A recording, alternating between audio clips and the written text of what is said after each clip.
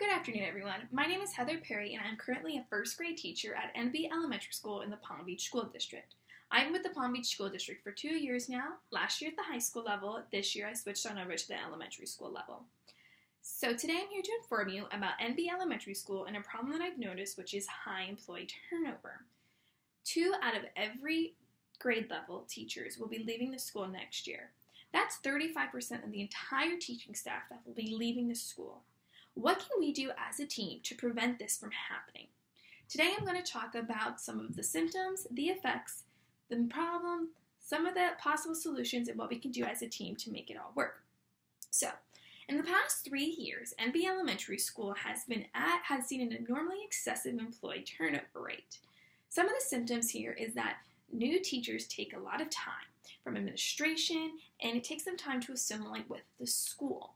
What that means is that procedures need to be done, policies need to be put in place, and administration has to put a lot of effort to get these teachers ready for their first year of teaching. Especially at NB Elementary School, which is a Montessori school, which means it has a very specific way of doing things, and it takes a lot of time. A new teacher cannot fully grasp it in just 1 year. Now, parents are becoming concerned as well, because since this school is a Montessori school and very specific, you can't enter at any grade level. You have to start from pre-K or kindergarten. So if it's the same students and the same parents and constant change of teachers, they become concerned. It also is going to start affecting the students as a whole. Because of the time it takes for new teachers to become assimilated with the school, it takes a lot of effort, a lot of time, and it's not something that can just be done in a year. It takes time for it to be really effective lesson planning for that student. Now, we're going to switch on over to the effects. Now, there is time being taken away from administration for sure because of the fact that it's new teachers, policies, procedures. But it's also taking time away from the veteran teachers, which is causing a displeasure amongst them. So, with that being said, veteran teachers feel that all of the attention is being put on new teachers, and it's the same information at every single meeting because new teachers are constantly coming in. They want that opportunity to grow as well, and that requires new information, not the same old stuff. With all of that being said, with the time that it takes, the school grade is going to start dropping and declining because of this displeasure amongst the teachers as a whole. Now, one consequential cause to this whole problem is the amount of added time that is put on teachers by administration. A huge thing is data entry. Data entry is huge in the elementary school level because that's where they're getting their basic foundations, and a lot of information needs to be put into that. However, all teachers are wanting is to put it into one database as opposed to putting it into 5 separate databases.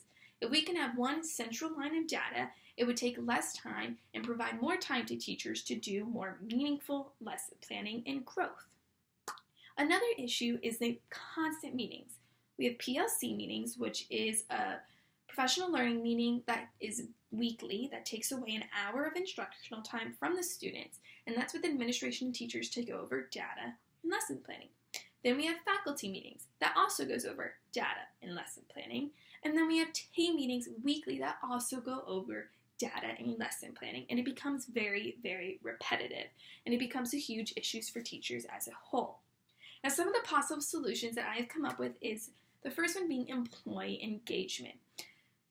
Employees love incentives. No matter what field you're in, employees love to receive stuff. And as a teacher, the biggest thing that we love to receive is supply money. Now, if we have high growth in our students, we have high test scores, then we should get some incentive. They feel that they should have some type of thing that they can grasp and get and feel that they're making a difference. This is going to increase productivity because teachers are going to want that. Now, some of the cons that come with this is the increased cost with incentives. They cost money. Supply money, gift cards, all of those things cost a lot of money, and it's a school district. So there isn't much money, and it's a public school. So there really isn't much money to be had, but if something can be figured out, that could be a possible solution. Another issue with that is lack of long-term benefits. How long will this last? How long will teachers want to keep pushing to get that extra incentive? That's something that we will need to discuss. Another possible solution is providing meaningful work, and what I mean by that is really teamwork. If we could set up a team where each teacher at each grade level has a specific thing that they're required to do, it can cause less time as a whole for the teacher.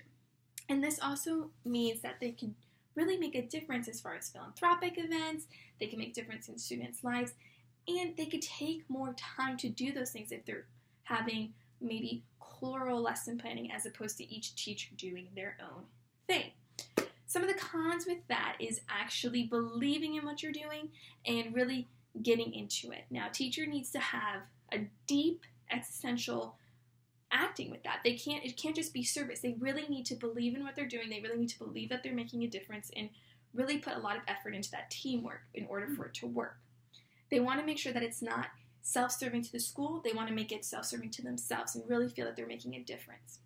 So to conclude, NB Elementary School has a really high rapid turnover rate, and I'm hoping in the next 2 months we can come up with some research on possible solutions, and then next year NB can be employee turnover free.